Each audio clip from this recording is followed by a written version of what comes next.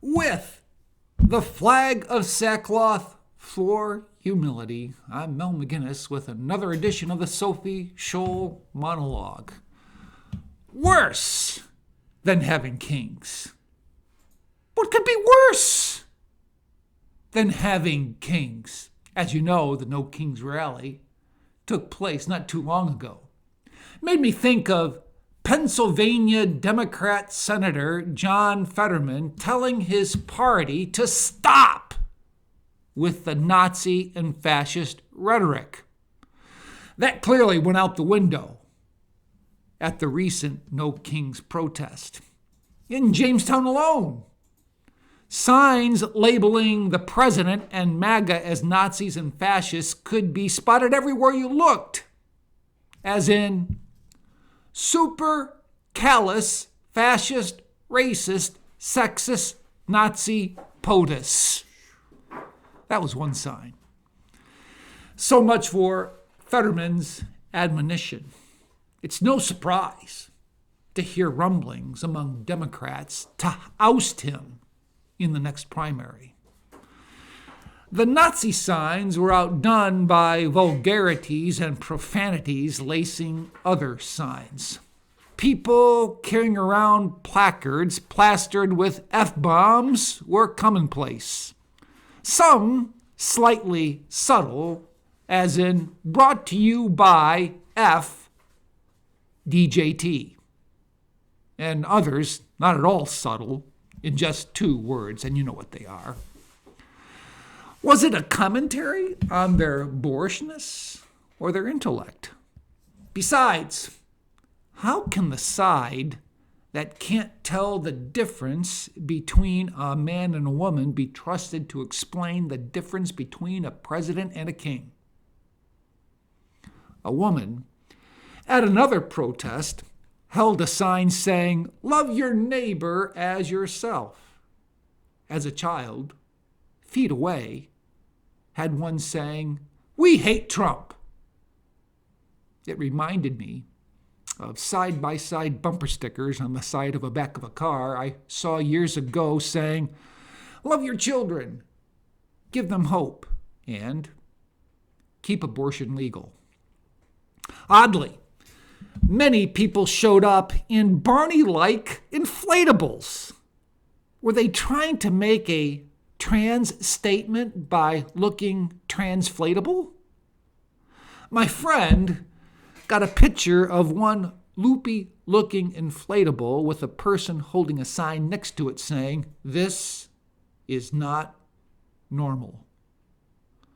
I know No Kings wanted us to take them seriously, but such doltish displays made it look like an audition for the lead role in the theater of the absurd, called the No Kings Dinglings. On a more serious note, Glenn Beck posed a very thorny question. If the No Kings movement is about opposition to millionaires and billionaires, why was it funded by millionaires and billionaires? Operating through 501c3 Indivisible, the Gates, Rockefeller, Ford, and Arabella Foundations assisted George Soros, providing millions, up to $290 million up front for No Kings, establishing a kind of permanent protest industrial complex to set up, quote, grassroots rallies, riots, and protests.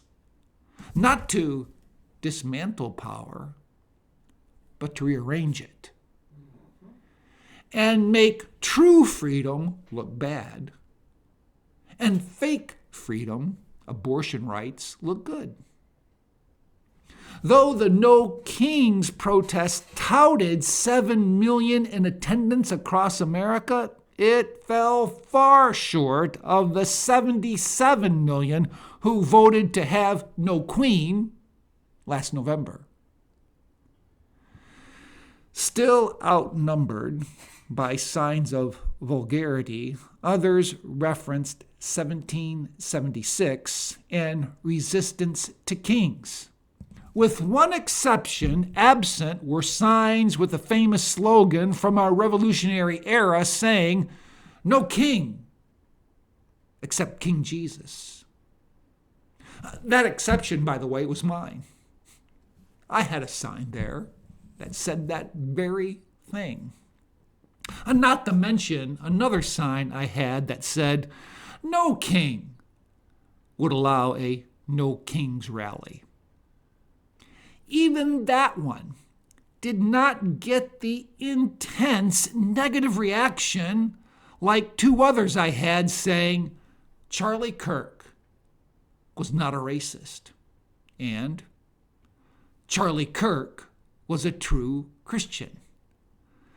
The negative intensity boiled over at sites elsewhere with two educators expressing their utter hatred for Charlie through one mocking his death by acting out his assassination, and the other in the streets celebrating his death.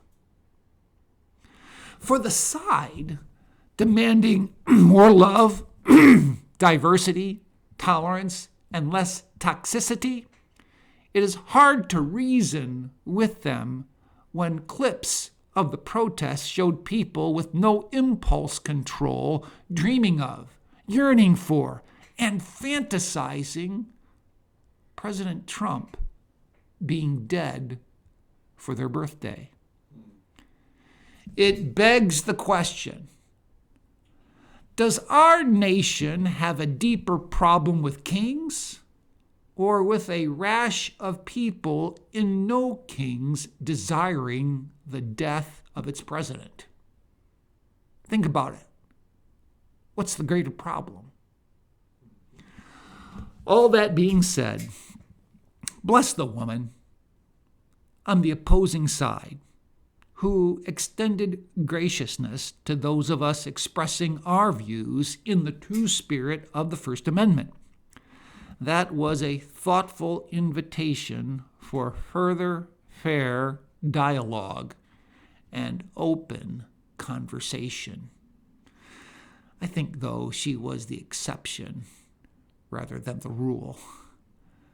But I trust, like Charlie Kirk did, let's have open conversation and free dialogue without the suppression that really is expressed from the side of the left. Left, let's dialogue. Well, unlike Tony Kornheiser of Pardon the Interruption, I cannot promise you that I'll do better the next time. And unlike Tony, who flies another flag, I'll just keep flying the flag of sackcloth for humility. As a follower of Jesus, I need Jesus.